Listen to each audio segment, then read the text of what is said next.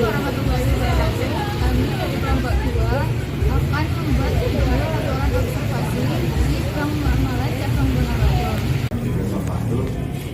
Teman-teman sekalian, mahasiswa dari IAIN Ponorogo, Fakultas Ekonomi Islam yang kami hormati. Alhamdulillah pada hari ini kita diperkenalkan untuk bertemu dalam keadaan sehat walafiat, dalam keadaan ditetapkan imannya, Islamnya dan Islamnya. Dua kalinya langsung pada pagi hari ini tema kita adalah sharing session ya. Jadi sharing session untuk pemenuhan tugas mata kuliah tentunya ya. Tugas mata kuliah di semester 3 terkait dengan berbagai hal. Oke, ini bisa langsung kita mulai. Nah, ya. Kalau dalam pembiayaan itu nasabah pasti memiliki kriteria ya. Nah, itu kriteria dari nasabah yang dibutuhkan untuk dalam pembiayaan di bank ini itu seperti apa? Kriteria pemilihan nasabah ya. Berarti ini lebih ke kriteria. Kriteria bank itu untuk memilih nasabah khususnya adalah nasabah pembiayaan ya. Tentu ini terkait sebenarnya adalah nasabah pembiayaan ya. Bank akan menerapkan konsepnya 5C. Yang kriteria nasabah itu yang bankable, kemudian performance banknya bagus, gitu kan. Usahanya juga bagus, minimal sudah jalan 2 tahun kan. Kemudian hubungan kerja si nasabahnya itu juga bagus. Dia juga punya besar market bisnisnya, sedikitnya semacam itu. Jadi kita punya nasabah itu sangat selektif karena Pak sudah punya SOP, jadi sistem operasional prosedur terkait pemilihan nasabah yang khusus untuk pembiayaan semacam itu. Untuk produk yang paling diminati di bank ini itu apa saja? Ya, produk financing apa yang paling diminati masyarakat Ponorogo itu ya? Ini jawabannya begini. Ini untuk kondisi sekarang atau kondisi tahun sebelumnya? Sekarang.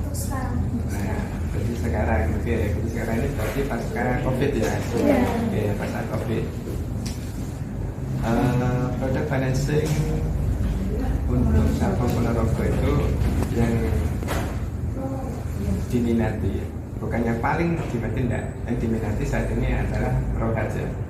Beberapa bulan yang lalu itu kita meluncurkan produk talangan haji ya. Talangan namanya produk Prohat, pembiayaan Prohat. Prohat itu pembiayaan untuk mendapatkan porsi haji. Jadi jamaah haji itu kalau mau berangkat haji dia harus punya porsi dulu, namanya BPIH ya. Nah, bank menyediakan fasilitas talangannya itu sebesar 25 juta hanya sekedar untuk mendapatkan porsi haji namanya, nomor antrian itu namanya itu. Terus ada lagi produk pembiayaan KPR. Kita ini masih ada pembiayaan KPR namun di segmen terbatas. KPR ini prioritaskan kepada orang-orang yang berpendapatan tetap atau fixed income atau pendapatan yang didapat dari gaji. Nah, kalau untuk yang basic payment-nya dari usaha itu kita belum bisa proses. Nah, kemudian pembiayaan selanjutnya adalah yang diminati itu adalah pembiayaan back to back namanya. Back to back itu dengan jaminan cash collateral atau dengan uang tunai. Saya contohkan pembiayaan back to back itu begini. Misalkan kalian tuh punya dana di bank muamalat ya, disimpan di tabungan sebesar 1 miliar misalkan ya. Nah, ketika kalian ini butuh sesuatu untuk kegiatan usaha misalkan atau untuk konsumtif misalkan, itu kalian tidak perlu menarik dana yang 1 miliar itu. Dananya biarkan saja di tabungan, lalu di tabungan bank muamalat. Nah, kalau kita mau butuh pembelian mobil atau untuk usaha, kita bisa mengajukan pembiayaan ke bank muamalat. Nah, tabungannya ini ada seperti jaminan, itu namanya jaminan jaminan pembiayaan gas kolateral dengan konsumen. Nah, kalau orang mikir loh Pak, kenapa saya harus pinjam? Saya kan punya duit gitu ya. Kalau saya pinjam berarti sambahannya saya pinjam uang duit sendiri kan. Oh saya ada uang di tabungan loh. Kenapa saya pinjam gitu kan? Nah itu secara logis orang pikir ya akan seolah-olah itu sama. Tapi saya pinjam uang saya sendiri itu enggak. Itu kalau tidak akan muncul hutang bank, sehingga asetnya akan naik.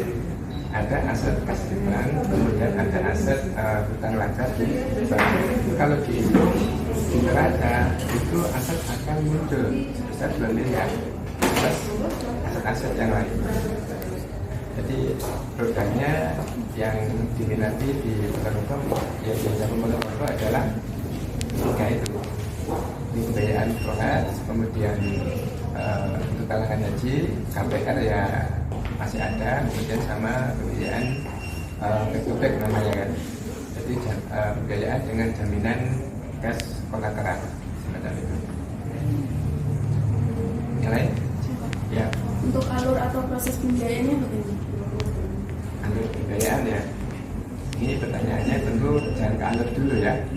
Pertanyaannya adalah apakah persyaratan pengajuan pembiayaan gitu? Mungkin saya cerita dulu ya. Jadi pertanyaannya adalah apa persyaratan dokumen apa atau persyaratan dokumen apa untuk pengajuan pinjaman kan gitu. Oke, saya sampaikan dulu ini ke persyaratan ya. Persyaratan pengajuan pinjaman ke bank itu telah diatur di BPI, namanya Peraturan Bank Indonesia. Jadi hampir semua perbankan itu akan sama penerapannya untuk nasabah yang pengajuan pinjaman baru ke bank. Apa itu? Satu adalah nasabah harus meminta formulir format bank, minta formulir pengajuan yang itu adalah milik bank. Nah, calon nasabah dia harus mengisi form permohonan pembiayaan itu, diisi secara lengkap, tanda tangan lengkap, kan? Baru nanti melampirkan persyaratannya itu. Kemudian apa persyaratannya? Persyaratan pengajuan ke bank itu sedikitnya adalah 1 fotokopi KTP, harus itu ya. Kalau KTP itu masih single, maka nasabah harus melampirkan pula surat keterangan dari visa. Untuk apa itu ya? Untuk memastikan bahwa dia itu betul-betul masih single, belum pernah menikah, belum pernah kawin kan gitu. Dan KTP-nya belum menikah gitu kan. Ternyata itu KTP-nya palsu. Nah untuk menjaga hal yang tidak diinginkan, ya Pak pasti akan menambahkan lampiran agar si nasabah itu mencarikan surat keterangan dari desa. Yang keterangannya adalah betul-betul dia itu masih single gitu kan. Nah kalau KTP-nya calon nasabah berikut nama pasangannya, nanti pasangannya dia juga harus tanda tangan di formulir pengajuan tadi karena sudah suami istri. Kemudian yang kedua melampirkan akte nikah bagi yang sudah menikah. Lupa kalau nasabahnya janda gimana kan gitu ya. Kalau nasabahnya janda, ini jandanya apa? Janda cerai mati atau janda cerai hidup gitu kan. Kalau nanti dia janda cerai hidup, maka harus melampirkan akte cerai. Kalau misalkan dia janda cerai mati, maka harus melampirkan akte kematian.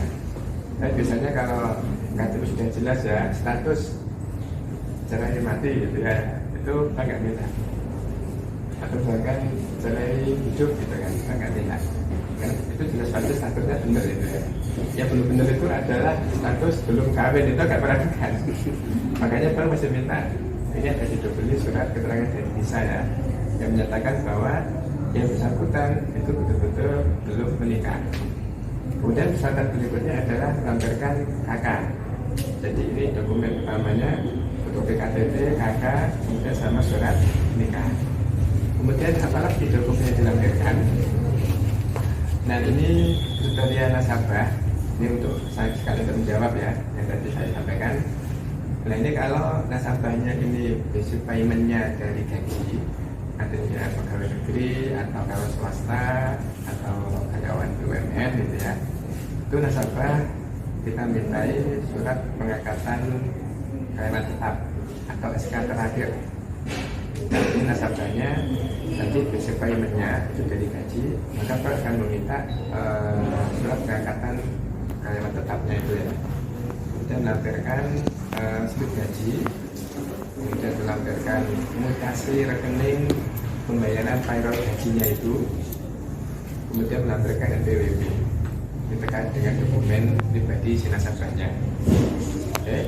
Nah, kalau nasabahnya itu basic payment-nya nanti sumber pembeliannya dari usaha dan bukan pegawai, berarti nanti nasabah harus melampirkan SIUP, TDP sama NPWP. Ya, SIUP itu adalah surat izin SIUP usaha perdagangan, surat izin usaha perdagangan.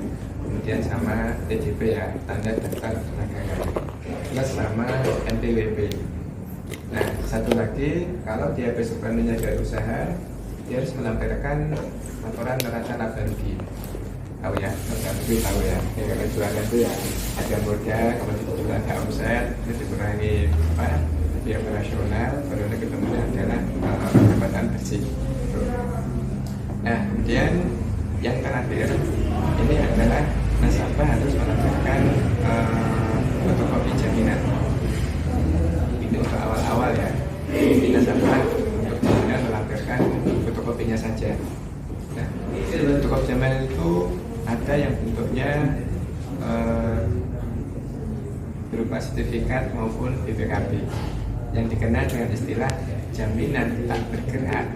Kemudian ada istilah jaminan yang bergerak, jaminan tak bergerak sampai jaminan yang tak bergerak. Itu yang bisa dijadikan hibah. Yang nggak boleh dibuat di bank itu adalah jaminan yang bergerak itu nggak boleh. Tahu ya? Jadi jaminan bergerak itu nggak boleh buat jaminan. Kalian mungkin tahu ya, kan contohkan jaminan yang tak bergerak itu berupa apa?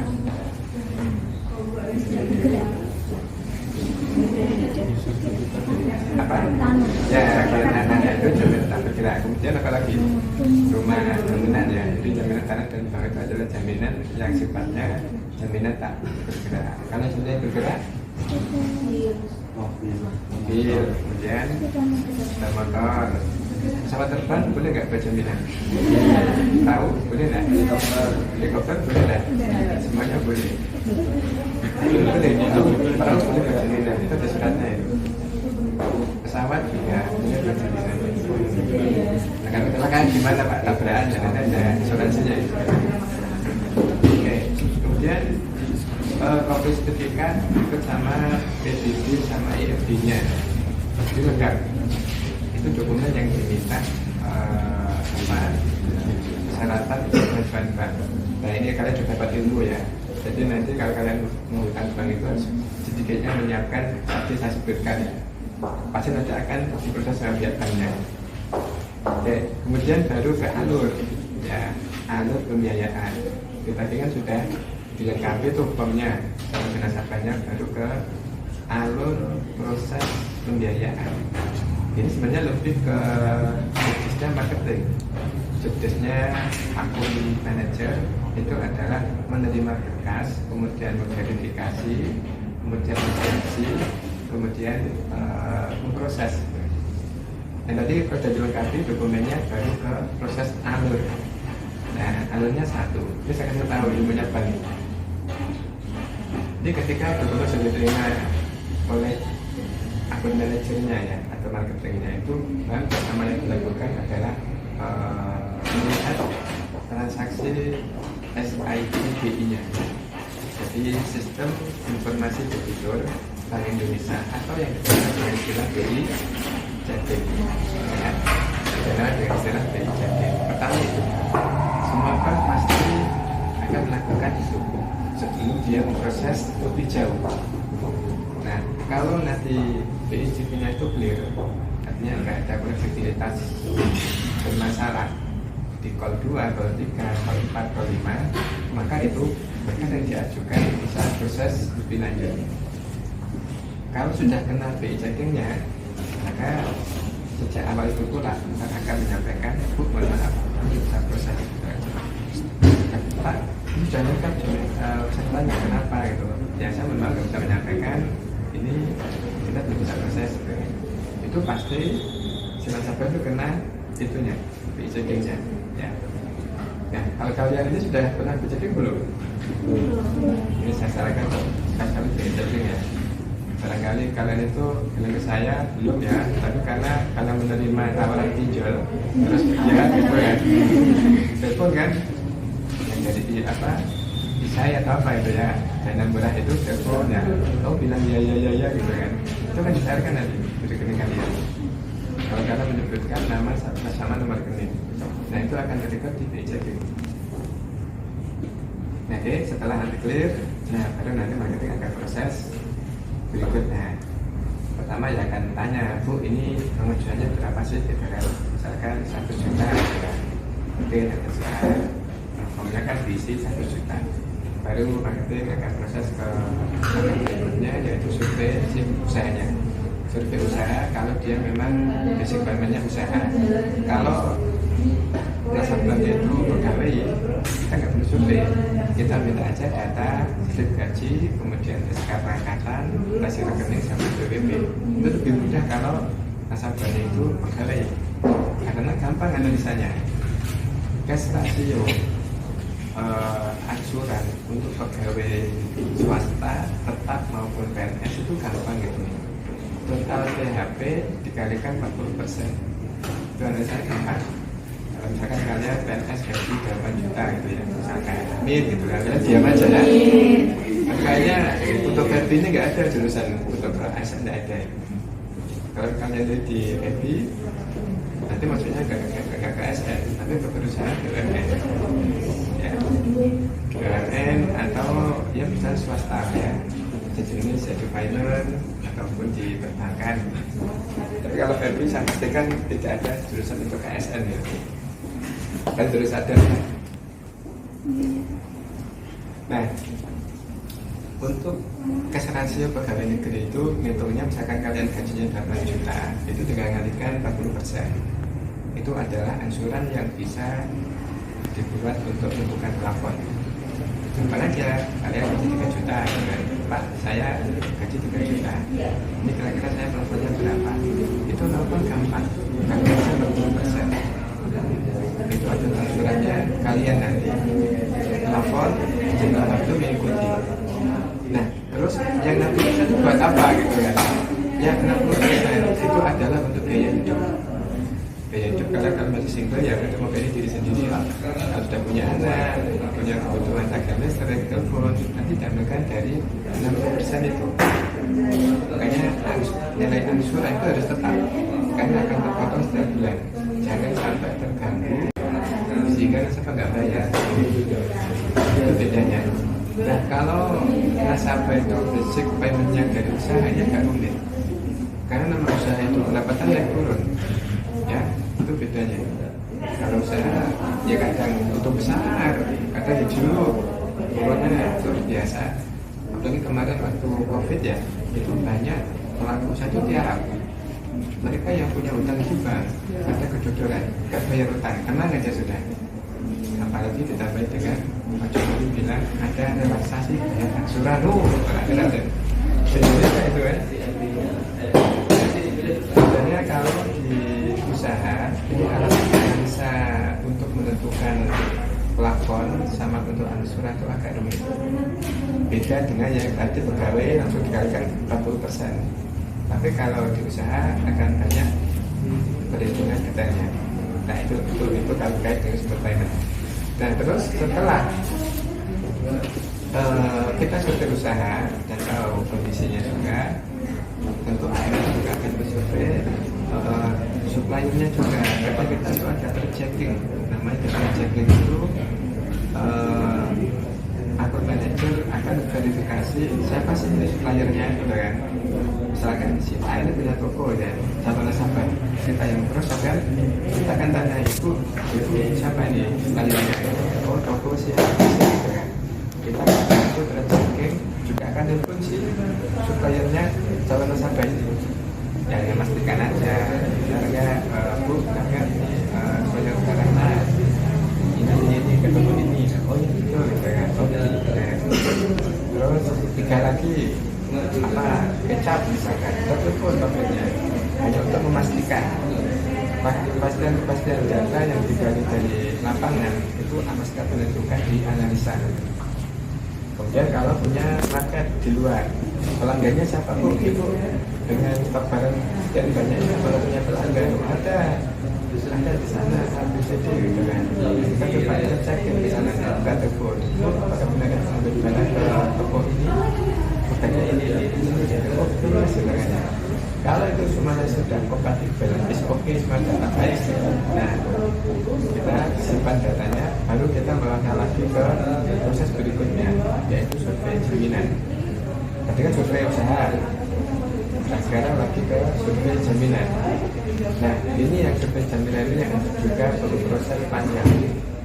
Jadi bank itu menentukan jaminan juga agak gampang. Ada jaminan yang bisa digunakan dan ada jaminan yang tidak bisa digunakan. Kalian mau tahu jaminan apa yang bisa digunakan oleh pihak bank? Tadi kan sudah tahu kan, ada jaminan bergerak dan jaminan tak bergerak. Yang nggak boleh dibuat jamin adalah jaminan yang bergerak-gerak, itu nggak boleh. Kalian belum mesti ya, jaminan bergerak-gerak itu apa ya? Itu nggak boleh. Nah, kriteria jaminan itu banyak teman-teman. Jadi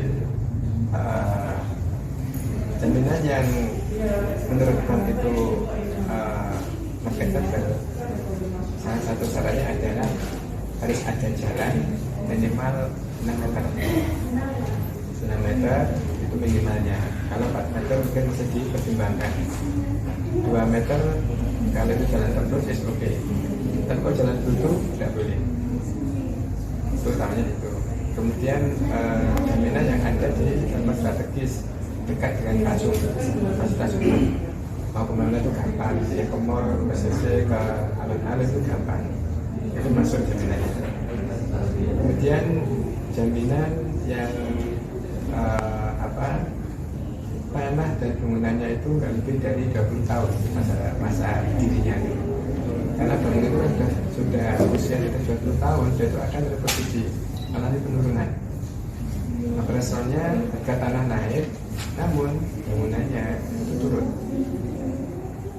Itu jaminan-jaminan kita itu sangat selektif ya.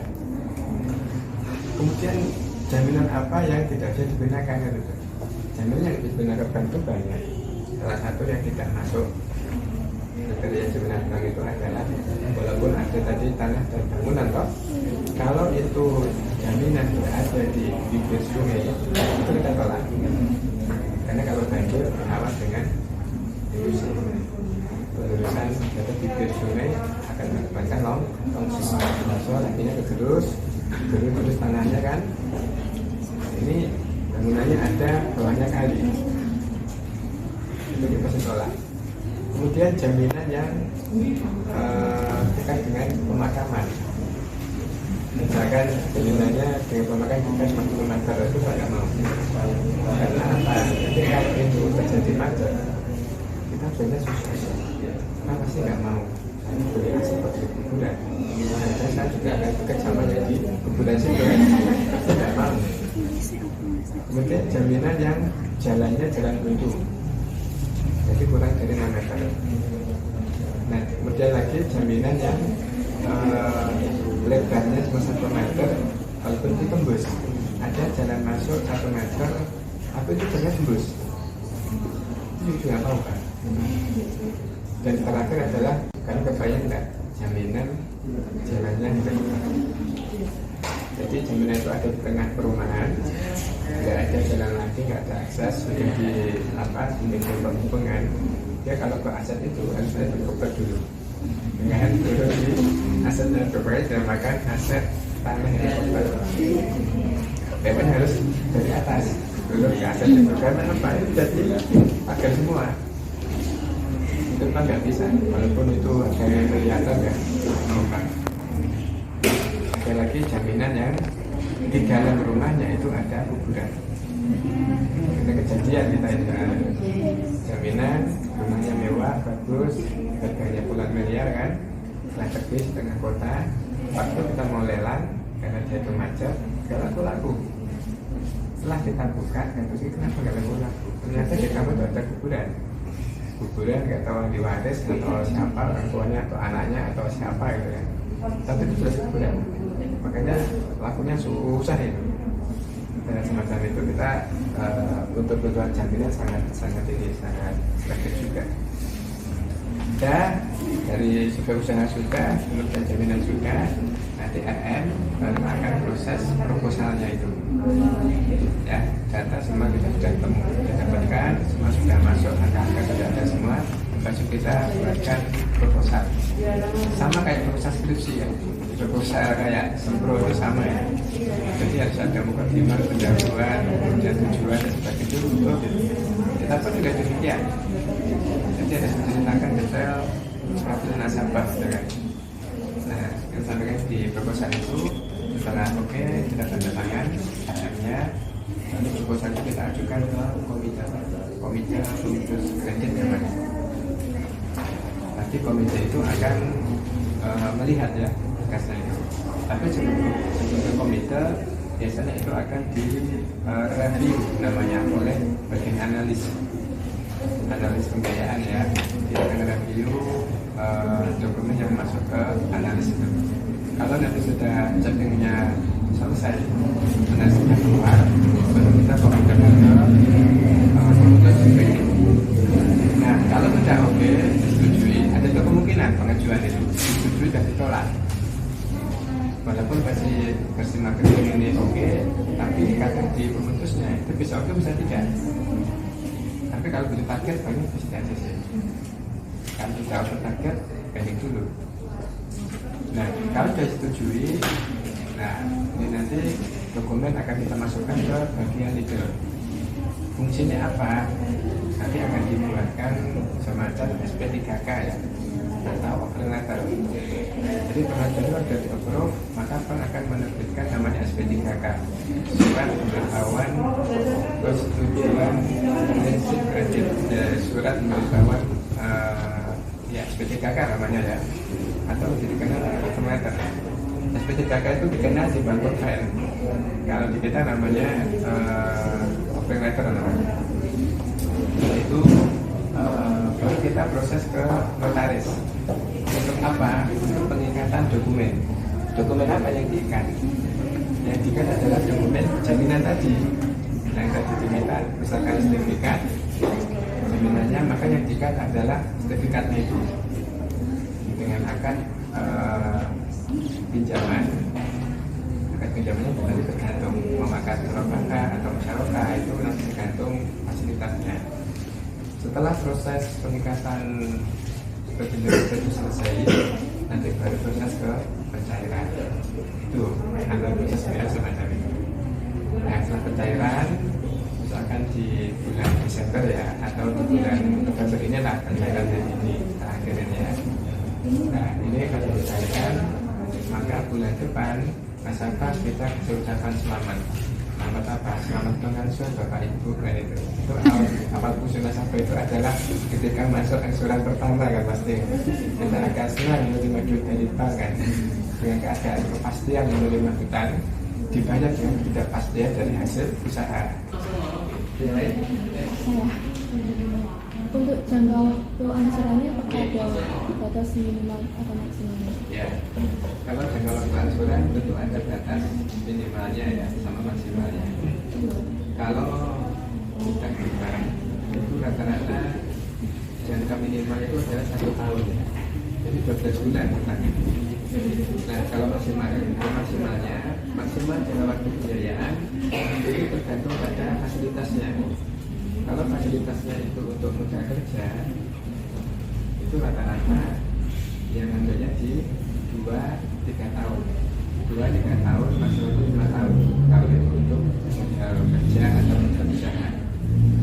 Dan kalau untuk pembiayaan konsumtif, ya semacam KPR gitu ya, itu jangka waktunya biasanya panjang.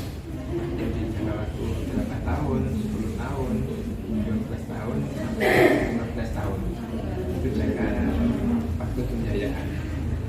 ada yang lebih dari 12 tahun ada. Saat ini yang memberikan tenor pembiayaan dengan jangka waktu panjang itu di BTN. Saya lihat kemarin di brosur BTN itu bisa ngasih tenor untuk pembiayaan sampai 25 tahun. Ya, dari kelompok kami